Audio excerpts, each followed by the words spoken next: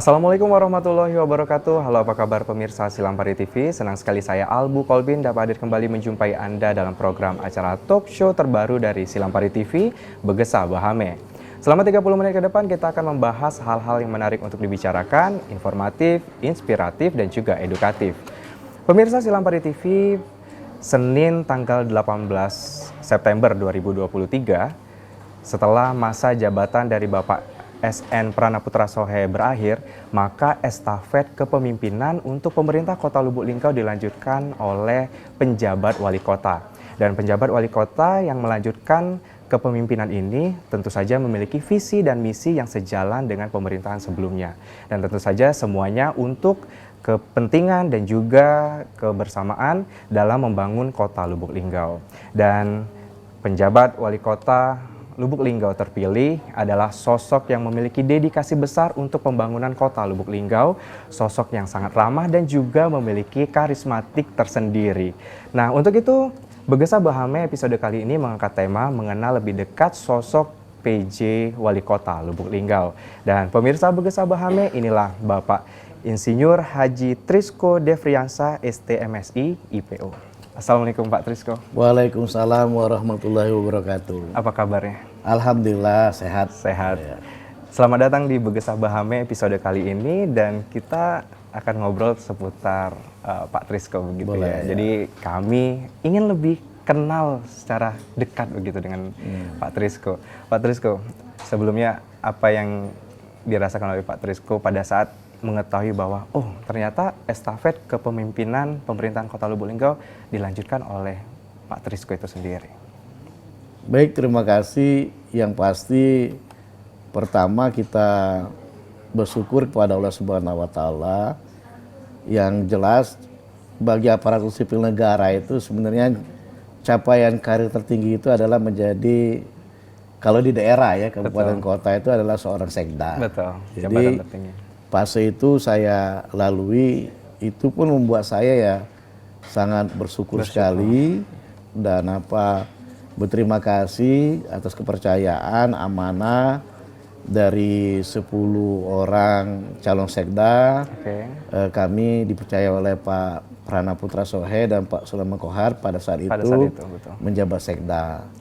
Seiring dengan berakhirnya masa periode beliau, ya kami salah satu yang dicalonkan untuk mengisi kekosongan jabatan wali kota.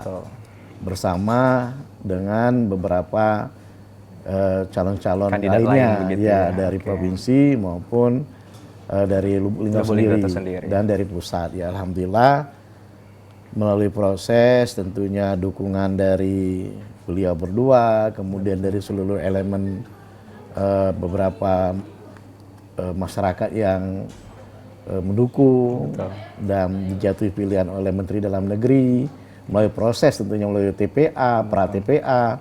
Ya kita tidak menyangka dan tidak menyangka karena dalam artian ya inilah tadi barusan dibilang Pak Menteri kan, tanpa harus pilkada, tanpa harus mengorbankan kos politik, tahu-tahu menjadi kepala daerah. Ya komitmennya apa? Komitmennya ya kami harus bekerja yang terbaik untuk masyarakat dan Kota Lubuk Linggau ini.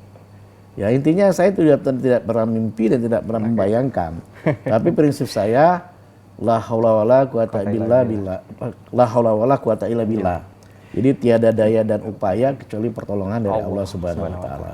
Gitu. Jadi awalnya yang penting adalah mengalir saja. Ya, mengalir. Memberikan yang terbaik. Ya, betul. Akhirnya dengan niat baik itu maka semesta mendukung begitu. Ya, intinya seperti itu. Pak Trisko, pada saat dicalonkan lah istilahnya, masuk dari beberapa kandidat yang akan mengisi posisi penjabat wali kota begitu. Apakah sempat mengalami keraguan atau mungkin sharing dengan istri, bagaimana ini? Apakah kita ikut melanjutkan atau sepertinya saya tidak ikut begitu atau seperti apa? Ya kalau proses penjaringan atau pengusulannya yang jelaskan kita sebagai aparatur sipil negara ketika diperintahkan, ketika kita diusulkan ya kita harus siap. Artinya kita berprasangka baik saja gitu loh. Ya kalaupun kemarin kita pun tidak terpilih, berarti nama kita bukan yang tercatat di Kitab Lauhul Mahfuz yang pada saat 18 September itu dilantik sebagai pejabat wali kota. Artinya dengan ridho Allah juga, ya memang takdir, ya sehingga kita diamanahkan menjadi pejabat wali kota. Alhamdulillah. Ya, alhamdulillah seperti itu. Ya. Oke, Pak Trisco, ini sesuai dengan temanya adalah mengenal lebih dekat sosok penjabat wali kota begitu ya, Bapak Trisco. Mungkin bisa diceritakan terlebih dahulu sebenarnya awal mula karir seorang Trisco Devriansyah itu dari mana ini? Sebenarnya kalau mau jujur, sejak saya tamat SD, saya sekolah di Lubuk Linggau ini hanya sebatas sekolah dasar. Oh begitu. Selebihnya saya menimba ilmu di berbagai daerah. Ya, mulai dari pernah di Padang Panjang, kemudian di Kota Palembang juga saat SMA, SMA 10, kemudian saya menempuh S1-nya di ITN di Malang, Jawa Timur. Kemarin saya berpikirnya tidak pernah mau pulang lagi ke daerah. Oh begitu, sempat gitu. Tapi ternyata takdir lain. Betul. Ya, ketika khususnya pulang ke Lubuk Linggau ya, karena saya sempat juga bekerja di Palembang sebentar. Oh, sempat setelah lulus begitu. Setelah lulus. Tapi ketika ayah saya meninggal dunia di tahun 2001. Nah, saya itu karena putra satu-satunya, dan memang sebenarnya kalau ayah saya itu mengharapkan saya jadi PNS. Begitu. Karena ibarat curah hujan itu, pancuran itu titiannya jatuhnya pengennya orang tua PNS, anaknya jadi PNS. PNS juga gitu. Itu.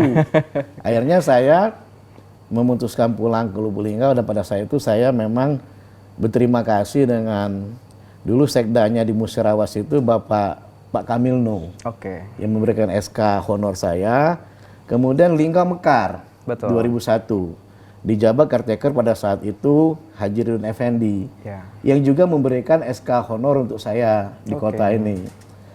Namun karena perjalanan pada saat itu ada tim 5 pengisian keanggotaan DPRD, jadi saya tidak fokus sebagai status sebagai honor ini.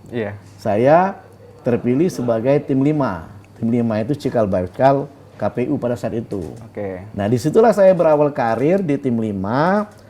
Mendedikasikan, membuat suatu proses pengisian keanggotaan DPRD Kota Lubuk Linggau ini menjadi baik, sehingga berdirilah Putra Kota Lubuk Linggau ini tidak hanya dari aspek pemerintah legislatifnya saja, tapi juga ada eksekutif dan legislatif. Kala itu saya bersama dengan Pak Solihin, kemudian Pak Umar Zipin, Pak Sepul Hadi, Pak Hasanuddin, dan saya termuda sebagai tim 5. Pandawa 5 gitu. Ya, mulai itulah saya setelah itu selesai masa tugas di tim 5, mengantarkan DPRD Kota Lubuk Linggau terbentuk. Nah, dalam masa itu saya karena lebih tahu informasi tentang KPU, karena sering berhubungan dengan KPU RI pada saat itu, saya diinformasikan bahwa akan dibentuklah KPUD, KPU daerah. Nah, makanya saya awal karir juga di KPU sebagai komisioner. Punya masa kerja lebih kurang 2 tahun karena tidak bisa bekerja sepenuh waktu. Jadi kalau awal karir ya memang di Kota Lubuk Linggau, tapi karir yang bersifatnya politik, lembaga ad hoc, lembaga penyelenggara pemilu. Jadi itu awal karirnya di Linggau ini. Nah, setelah itu saya jadi aparatur sipil negara. Tes 2004, pengangkatan 2005 di pemerintahan Kabupaten Musyarawat, tepatnya menjadi Capek CPNS di Pemkab Musyarawat, ditugaskan di Badan Perencanaan Pembangunan Daerah. Musyarawat terlebih dahulu begitu ya. Sampai 2013, mulai karir dari CPNS, kemudian jadi kepala subbagian, kemudian mulai beberapa kali jadi kasubag, kemudian menjadi kepala bidang. Setelah itu baru 2013 saya pindah ke Kota Lubuk Linggau. Ya. Sampai sekarang. Sampai sekarang. Berarti itu adalah awal mula untuk jadi mulai dari kota, balik lagi Kabupaten Musyarawat, balik lagi ke Linggau. Alhamdulillah saat ini akhirnya ada di posisi mengisi penjabat wali kota. Nah, setelah 2013 kembali ke Kota Lubuk Linggau begitu. Itu Pak Trisco sendiri bergabung di divisi mana nih, di bagian mana? Saya mengawali pertama pindah Kota Lubuk Linggau ini menjadi staf perencanaan pada Bapeda Kota Lubuk Linggau. Tapi tidak lama, berselang itu kira-kira 3 sampai 3 bulanan lah. Saya dilantik menjadi Kepala Bidang Fisik dan Prasarana dan Lingkungan Hidup. Fispra LH. Tetap di Bapeda itu. Nah, setelah di Bapeda, kemudian saya naik menjadi sekretaris Bapeda karena pada saat itu almarhum Dedi Yansa diangkat menjadi kepala Bapeda.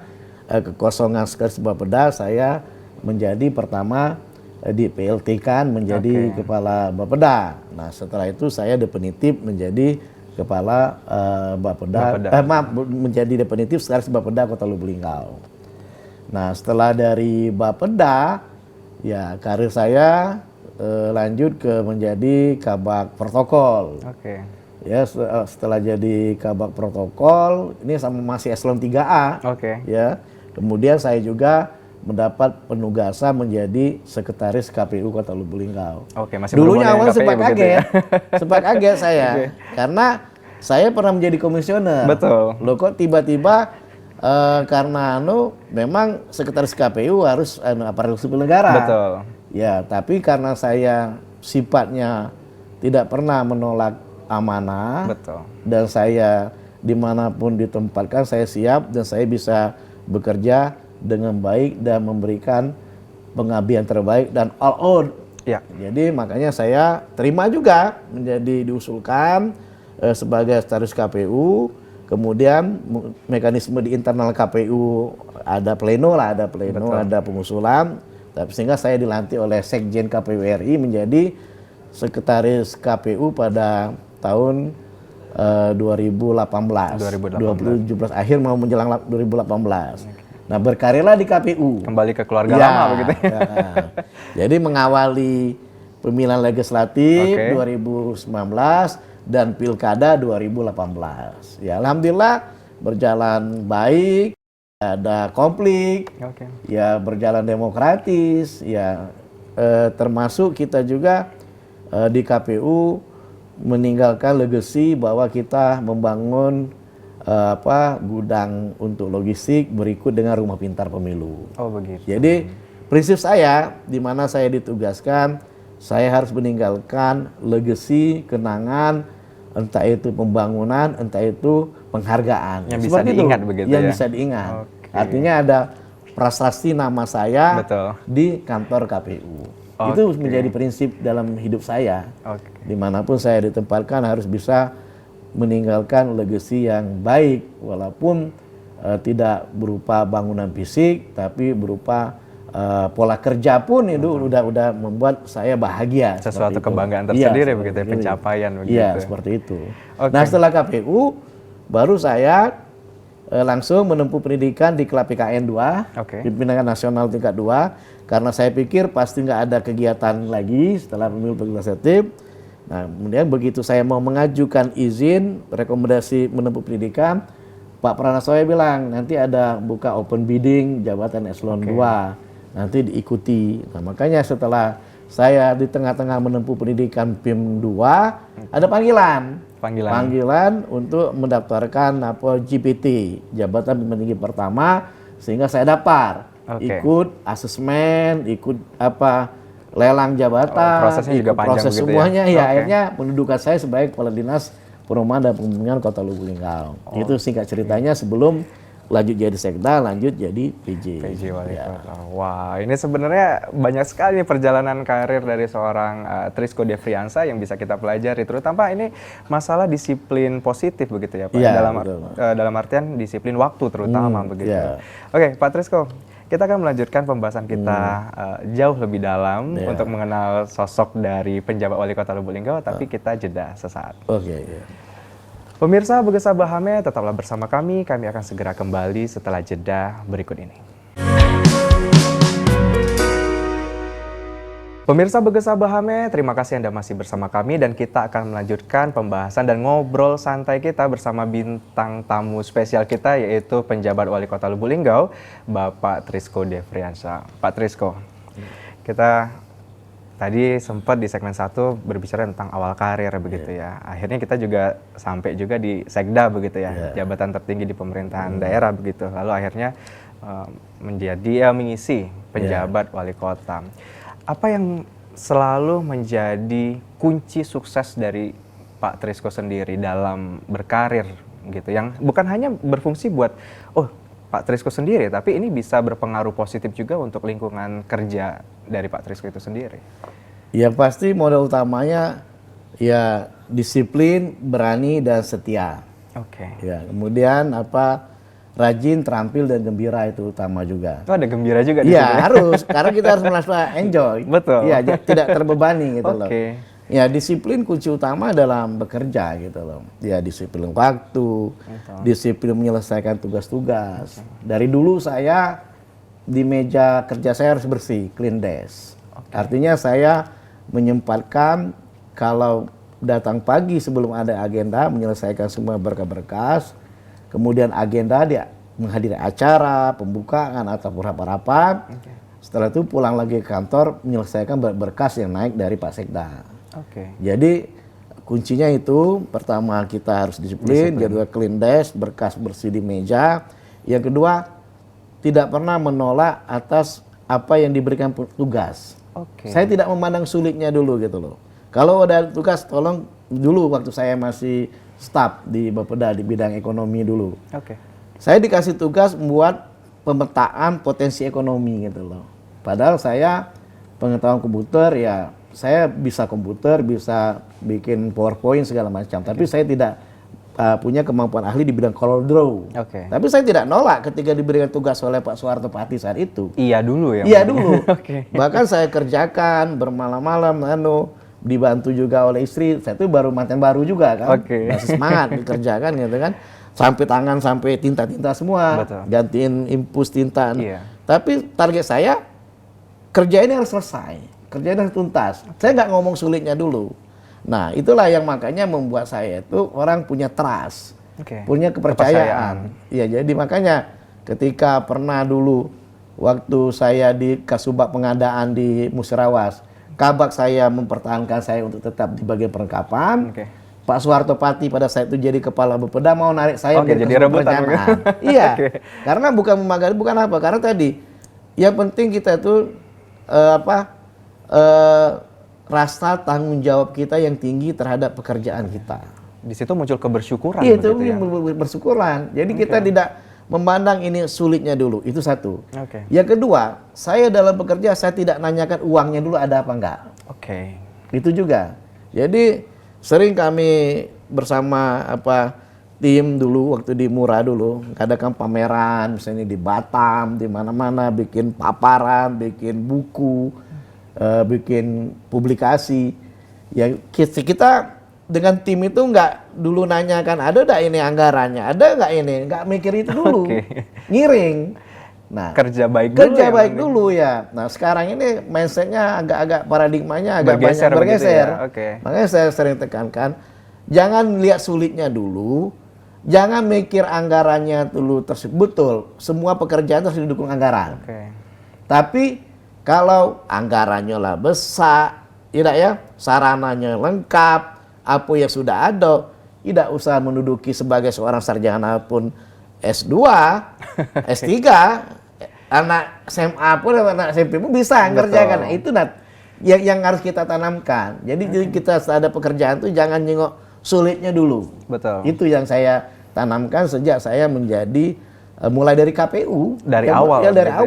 Mulai saya di tim 5, boleh tanyalah nanti dengan Pak Solihin, dengan Pak Umar Zipin, dengan Pak Sepul Hadi dulu, atau rekan-rekan komisioner saya dulu, seperti apa Trisco kalau dikasih pekerjaan yang itu. Kebetulan saya dulu divisi teknis juga, yang membuat memapping daerah pemetaan daerah pemilihan pertama adalah di era kami. Dulu masih 3 dapil, sekarang udah 4 dapil. Ya kan, pemetaan itu dari tim divisi teknis kami saat menjabat KPU dulunya.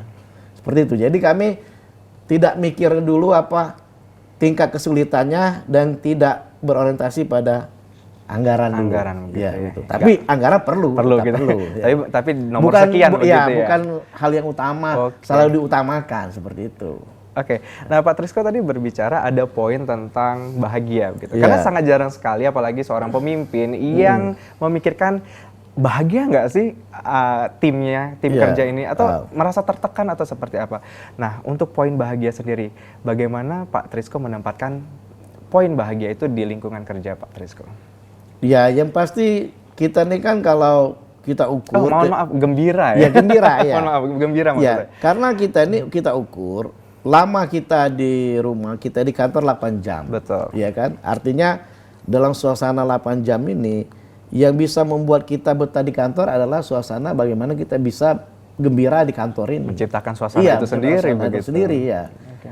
Buat betah kita. Jadi kita merasa tidak tertekan, kita bagaimana kita bekerja dengan enjoy, dengan enak, ya kuncinya satu, nothing tulus, keikhlasan aja. Kalau kita udah ikhlas aman, betul. Urusannya kan itu. Yang penting niat baik nggak karena apa-apa begitu. Iya, karena kan dalam konsep agama kita kan innamal a'malu binniyat, segala sesuatunya dimulai dengan niatan. Kalau niat kita baik, niat kita misalnya ingin membangun, niat kita ingin berbakti, ingin berbuat terbaik, ya insya Allah diridhoi Allah Subhanahu Wa Taala. Iya, seperti betul itu. sekali. Dan saya setuju sekali berhubungan dengan niat begitu ya. Karena niat yang baik akan nyampe dengan hal yang baik juga begitu ya.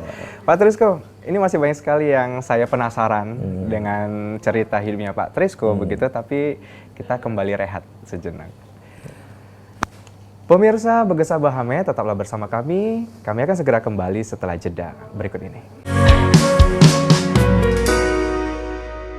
Pemirsa Begesa Bahame, terima kasih Anda masih bersama kami dan kita akan melanjutkan pembahasan yang sangat menarik dan menyenangkan ini bersama Bapak Penjabat Wali Kota Lubuk Linggau, Insinyur Haji Trisco Devriansyah STMSI IPU. Pak Trisco, ini kita nggak terasa udah di segmen ketiga ini. Gitu. Kalau perlu ada segmen 456 gitu. Pak Trisco, ini dari namanya Insinyur Haji Trisco Devriansyah STMSI IPU. Apa sih yang memotivasi seorang Trisco Devriansyah untuk suka belajar gitu? Ya sebenarnya saya itu nggak, kalau doyan belajar nggak juga kan, tapi menyesuaikan kebutuhan lingkungan pekerjaan gitu loh. Jadi memang kalau kita dari S1 kemarin waktu CPNS, kenapa harus ngambil S2? Karena ada keuntungan, paling tidak kita ada 1 tahun keuntungan menyesuaikan kepangkatan kita. Betul, ada hubungan dengan karir juga. Ada hubungan karir. Nah, kenapa kemarin kita belajar lagi di Unila untuk profesi insinyur? Karena saya kemarin bekerjanya di Dinas Perumahan Kemukiman, lingkup KPU-an. Nah, kemudian memang kita ada kuliah, kemudian kuliah lagi 6 bulan, 1 tahun di Unila, sehingga dapat lagi akademik itu. Sebenarnya bukan doyan belajar, tapi menyesuaikan dengan kebutuhan profesi kita juga. Tapi didukung dengan kedisiplinan juga ya. Tentunya seperti itu, pastinya ya seperti itu. Nah, jadi sebenarnya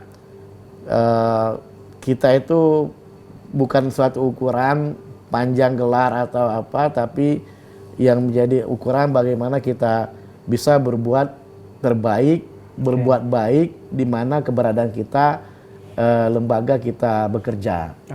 Ya baik misalnya nanti dikembali ke sekda lagi mungkin, ya kita bekerja yang terbaik untuk jabatan sekda. Kalau sekarang jadi PJ, berbuat yang terbaik untuk sebagai PJ. Kalau dulu pernah di kepala dinas, berbuat yang terbaik di unit kerja yang diamanahkan. Menyesuaikan diri. Menyesuaikan. Ya.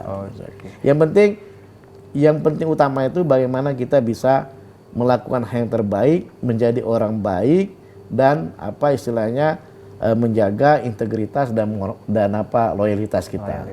Itu yang penting. Pak Trisco, saya juga ada penasaran nih, ada pertanyaan yang terbesit di hati. Apa sih momen terendah dari seorang Trisco Devriansyah? Pernah gagal nggak sih? Saya pernah gagal, terus terang aja saya pernah juga gagal tes PNS. Oh begitu. Waktu saya di KPU, saya pernah tes pertama sekali buka kota. Kota ini buka CPNS. CPNS. Saya ikut tes. Padahal orang kalau mengira saya ini dekat dengan wali kota, Betul. kakak sepupu saya Ada dulu hubungan kekerabatan lah begitu ya. Iya. Oke. Dikira pasti lulus, tapi saat itu saya tidak lulus. Saya tidak lulus, tapi setelah saya tidak lulus, saya tidak kecewa karena saya ada karir di KPU. Tapi saya sempat dipanggil oleh pada saat itu wali kota Ridwan Effendi. Ridwan Effendi. Dia bilang, Trisco, cepat itu belum tentu duluan sampai. Oke. Lambat pun belum tentu tidak sampai. Artinya lambat pun saya jadi pegawai negeri sipil, belum tentu Belum saya tentu, betul. terbukti. Oke. Terbukti. Hanya belasan tahun Kawan-kawan begitu ya. seangkatan saya mungkin adalah yang 1-2 jadi kepala dinas. Betul. Ya, tapi alhamdulillah pencapaian saya lebih dari itu. Alhamdulillah. Ya, artinya betul, kita jangan kecewa ketika pada satu tataran kegagalan kita pada saat saya tes PNS di Linggau tahun 2001 saya 2002 pembukaan kota ini pertama, 2003 gitu lah. Pokoknya saya masih di KPU, saya tes PNS. Itulah yang saya anggap, saya ini gagal. Padahal saya ini udah divisi teknis, urusan kepemiluan. Udah ngerasa pantas banget lah gitu. Iya, tapi ternyata saya gagal. Betul. Ya, tapi itulah yang saya anggap, tapi sempat saya menganggap, kok bisa ya, tapi saya kembalikan lagi karena ada dipanggil dan punya spirit tadi, ya saya mencoba lagi untuk tes berikutnya di Kabupaten Musirawas di 2004 itu. Akhirnya lulus ya. Okay. Karena tadi pulang ke Linggau nggak ada cerita lain kecuali kalau mau jadi PNS. Karena Linggau ini dulu nggak sebanyak sekarang profesinya. Betul. Ada perbankan, ada lain-lain, ada BUMN, ada Ya yang terpikirnya kalau balik ke Linggau ini jadi PNS. Jadi PNS gitu. Jadi PNS. Nah, kalau berhubungan dengan PNS itu sendiri, apakah itu cita-cita dari seorang Trisco Devriansyah kecil atau karena kembali karena ada ayah kena musibah begitu? Yang jelas ya pasti kakek saya guru PNS dari ibu. Ayah saya PNS, Pemkab Musirawas. Kemudian ibu saya guru PNS juga. Oke, jadi lahir karena besar di keluarga PNS gitu ya. Besar di keluarga PNS. Betul. Ya, akhirnya apa? Paradigmanya Paradigmanya ketika pulang itu adalah menjadi PNS. Okay. Kalau saya dulu ketika saya masih di Industrial Engineering di Teknik Industri di Malang, pengen saya punya pabrik, punya perusahaan, ya kan seperti itu. Mimpinya kemana-mana gitu. Itu, ya kan. Okay. Tapi setelah saya pulang ke Linggau, saya realistis. Yang saya kejar adalah untuk membahagiakan orang tua saya dan membahagiakan papa saya almarhum. Ya saya harus jadi PNS. Bakti lah. Ya bakti lah. Bakti anak ya, seperti orang itu. tua. Bakti anak orang tua. Okay. Ya sehingga saya pun kejar tidak hanya sekali selesai gak lulus.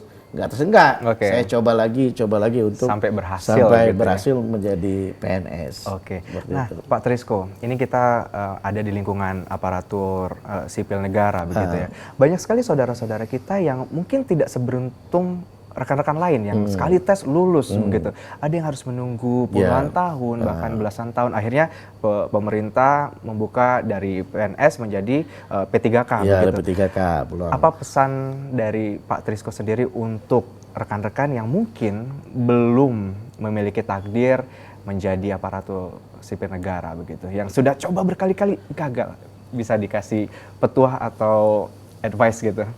Ya sebenarnya menjadi PNS itu artinya bukan segala-galanya. Ya kalau misalnya kita sudah mencoba kemudian kita gagal, ya artinya apa yang kita anggap baik menurut kita belum tentu baik menurut Allah Azza wa Jalla, menurut Allah. Artinya ya kita realistis ketika kita mungkin kita bisa melihat peluang-peluang kerja yang lain.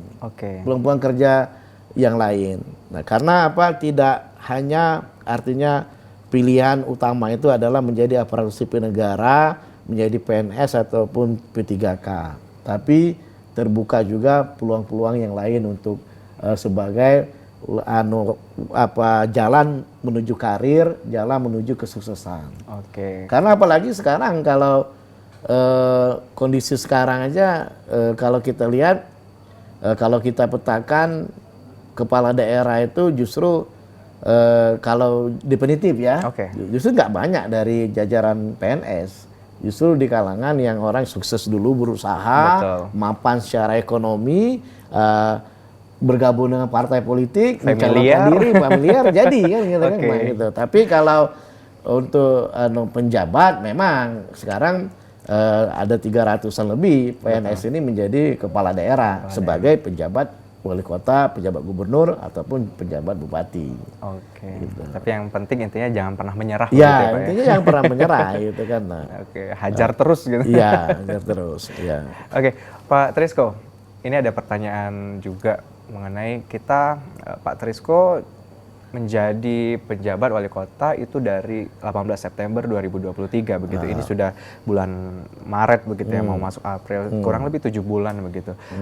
7 bulan ini apa yang sudah Pak Trisko berikan untuk Kota Lubuk Linggau sebagai penjabat wali kota? Baik, terima kasih. Jadi kerjanya PJ Wali Kota itu ada 3 aspek. Aspek pemerintahan, aspek pembangunan, dan aspek kemasyarakatan. Dalam 3 aspek ini, yang utama adalah pengendalian inflasi. Oke. Jadi alhamdulillah pencapaian inflasi kita year on years kita di 2,15 per Februari 2024 ini kita menurun terus dari 2,9%, 2,6, kemudian pernah di 2,01 sampai ke 2,15. Ini suatu pencapaian baik. Tadi pas kami zoom juga ditampilkan lagi, termasuk 10 kota yang terendah inflasinya. Kemudian kalau untuk penurunan stunting ya kita sudah mulai turun dari 225 anak stunting, sekarang tinggal nurun-nurun menjadi 208. Artinya ini kerja ada perubahan baik, ada begitu ya? perubahan dari sisi kinerja. Betul. Nah, kemudian kalau untuk masalah kemiskinan ekstrim ya kita sudah perpal verifikasi data kemiskinan ekstrim di Kota Lubuk Linggau ini 0,38%. Artinya lebih kurang 1.149 jiwa dari penduduk Kota Lubuk Linggau. Kemudian IPM kita juga meningkat dari 77,71 menjadi 78,36, meningkat 0,65%.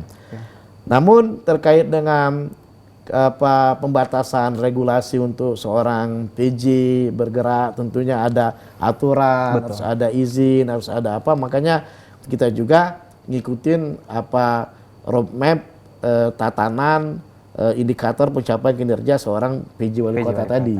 Dari 3 aspek ini, kemudian termasuk juga masalah pengangguran, kemiskinan ekstrim, inflasi, ya kemudian target kita stunting. Tapi apakah PJ tidak bekerja untuk membangun Linggau dengan infrastruktur? Tetap kita nanti next ke depan program ini kita akan ada pembangunan penataan kota, baik di Simpang RCA, di perbatasan di Kupang, kemudian di Taman Inflasi kita akan bangun, alun-alun Merdeka juga untuk UMKM kita akan bangun di 2024 ini. Kemudian pencapaian lain kita Rumah Sakit Petanang juga sudah bisa nerima pasien BPJS, sudah ada 7 dokter spesialis di bidang kesehatan. Nah kemudian kalau di bidang pendidikan ya kita sudah menggiatkan kurikulum Merdeka Belajar. Ya mudah-mudahan saya besok ini mau minta data dengan Kepala Dinas Pendidikan berapa orang anak Linggau ini yang dapat SMB masuk perguruan tinggi dengan jalur prestasi, ini. Ya. Ikan saya belum dapat datanya, tapi yang pasti secara pelaksanaan di pendidikan dasar kurikulum Merdekanya sudah jalan, kemudian pengurangan beban pengeluaran bagi masyarakat miskin untuk bersekolah dengan seragam gratis. Ini walaupun warisan program dari Pak Prana Sohe dan Pak Sultan Kohar, tetap kita masih bisa dilanjutkan. Masih dilanjutkan. Dan yang paling utama adalah pemilu 2024 di Lubuk Linggau ini berlangsung aman, damai, lancar. Nah ini kami terima kasih kepada seluruh lapisan masyarakat Kota Lubuk Linggau, warga Kota Lubuk Linggau, Polri, semua elemen masyarakat yang telah berpartisipasi dalam pemilu 2024 ini berjalan dengan tertib, aman, damai, dan lancar. Termasuk juga penyelenggara, baik KPU dan Bawaslu kami sangat apresiasi. Itu yang utama. Itu yang utama begitu ya. Kita Karena tidak ini ada konflik. tahun panas ini Ya, panas, tapi kita ada dua kali kan. Ya, mudah-mudahan 8 bulan ke depan menjelang Pilkada 2024 tepatnya 27 November, Lubuk Linggau masih aman-aman saja dan kondusif. Itu yang paling utama. Oke, dan akhirnya menghadirkan, memunculkan pemimpin yang oke buat Kota Lubuk Linggau begitu. Ya, betul. Oke. Pada akhirnya kita akan memunculkan 2025 pemimpin yang terbaik di antara yang baik untuk warga Kota Lubuk Lubuk Linggau. Linggau. Itu agenda pentingnya seperti Agenda itu. penting. Ya. Pak Trisko, ini ada pertanyaan titipan dari netizen ini. Karena ini kan tahun politik begitu Ya. ya. Jadi banyak penasaran juga ini. Kira-kira siapa yang akan mencalonkan diri menjadi calon wali kota dan wakil wali kota Lubuk Linggau? Dan ada pertanyaan, kira-kira penjabat wali kota Lubuk Linggau ini akan ikut kontestasi atau enggak sih? Kalau saya tidak mengikuti proses itu. Sudah langsung. Ya, karena saya pejabat karir, saya masih punya masa kerja 12 tahun lagi. Oke. Masih panjang dan memang kami pun pejabat wali kota ini kan ada batasan regulasi. Ketika mau mencalonkan sudah harus mundur sebelum tanggal 27 Agustus. Betul. Kemudian sudah harus mundur juga dari PNS-nya. Nggak ada istilah cuti lagi begitu mundur ya? juga dari jabatan PJ-nya. Jadi karena Banyak pertimbangan banyak juga. pertimbangan dan juga saya di rumah punya kaca gitu loh. Saya bercermin, selalu bercermin. Oke, Masya Wah, Allah. saya kayaknya belum saat ini dan belum pas untuk mencalonkan kepala daerah di Kota Lubuk Linggau ini. Belum saat ini, tapi tidak menutup kemungkinan untuk masa yang akan datang gitu ya Pak ya. Ya namanya orang kan selalu ingin menggapai cita-citanya Betul. gitu loh. Ya kan? Ya, karena kalau saya haji dan umroh, saya berdoa ya tidak mau jadi wali kota bupati, doa saya ingin jadi gubernur. Oke, harus lebih tinggi lagi Iya, gitu ya. lebih tinggi. Nanti dikabul-kabul doanya jadi bupati atau jadi wali kota kan Seperti gitu. kalimat dari Bapak Insinyur Soekarno begitu ya, Iya. bermimpilah setinggi langit begitu Betul. ya. Iya, kita harus dengan kekuatan doa juga. Betul. Yakinlah ukuran kita manusia ini dalam kapasitas kita beda dengan ukuran yang pencipta langit dan bumi ini. Betul. Kalau dia sudah berkehendak, iya kan? Iya, betul. Kun fayakun, jadi maka jadilah Jadi iya. gitu ya. Gitu. Alhamdulillah Iya, jadi. iya. Tapi yang jelas kontestasi Pilkada 2024 ini Sudah diputuskan saya begitu ya? tidak ngikutin Tidak. untuk Pilkada. Oke, nah jadi nggak ada yang penasaran lagi ya pemirsa Begesa Baham ini. Ada yang nitip, kira-kira Pak Trisko maju nggak sih gitu? Karena sosok Pak Trisko ini saya bilang di awal bahwa beliau sangat karismatik sendiri, mempunyai karisma tersendiri begitu ya. Pak Trisko, sebenarnya masih banyak sekali hal yang bisa kita obrolin seputar mengenal lebih dekat Pak Trisko, tapi waktu juga nih memisahkan gitu ya. Nah, sebelum kita berpisah, terakhir apa harapan dari Pak Trisko Devriansa sendiri untuk terutama pembangunan Kota Lubuk Linggau ke depannya? Baik, yang pasti kepada masyarakat Kota Lubuk Linggau, pertama mari kita menjaga semua infrastruktur yang telah terbangun di era zamannya sebelum saya. Kemudian kita fungsikan, kita manfaatkan dengan sebaik-baiknya. Kemudian kita jaga kota kita ini karena Linggau ini sudah menjadi kota tujuan. Amin. Kemudian dengan Linggau Madaninya, artinya beraneka ragam suku, adat, budaya, agama dalam satu bingkai kerukunan dan persatuan. Jadi intinya yang paling utama jago Linggau dengan nama baiknya, jago Linggau dengan kondusif wilayahnya, jago Linggau juga dengan segenap prestasi yang ada di Linggau ini dan segenap potensi yang ada di Linggau ini. Oke, seperti itu. Dimulai dari diri sendiri Ya, untuk betul. kebersamaan Lubuk Ya, Linggau. dimulai dari kita diri sendiri gitu loh. Dan dimulai dari hal yang kecil begitu. Betul ya. Ibaratnya kalau kita tidak bisa berkontribusi untuk membangun, tidak bisa berkontribusi untuk memberikan yang terbaik, tidak mengganggu dan tidak itu sudah mencerminkan sebagai cinta dengan Linggau. gitu. Oke, itu udah mewah sekali, Udah lebih dari mewah sekali. cukup, Iya. gitu, tidak merusak. Iya, gitu. tidak merusak, itu lebih dari cukup. Jangan sampai image Kota Lubulingga dari Madani menjadi jangan sampai yang Ya, itu. negatif gitu ya. Iya, Itu yang kita memang hindari negatif, gitu ya gitu. Oke. Oke. Pak Trisko, terima kasih sekali sudah meluangkan waktunya untuk hadir di episode Begesa Bahame Ya, kali ini. Semoga Pak Trisko sehat Amin, dan amin, kita amin, bisa amin, berjumpa amin. lagi untuk ngobrol-ngobrol di episode lainnya. Baik, terima kasih. Pemirsa Begesa Bahame, demikianlah perbincangan yang sangat menyenangkan dan menarik kali ini yang mengangkat tema mengenal lebih dekat sosok penjabat Wali Kota Lubulingga bersama Bapak Trisko Diafriasa. Saya Albu Kolbin bersama tim kerja Begesa Bahame pamit. Wassalamualaikum warahmatullahi wabarakatuh. Silampari TV punya kita gali. Sampai jumpa. Terima kasih Pak.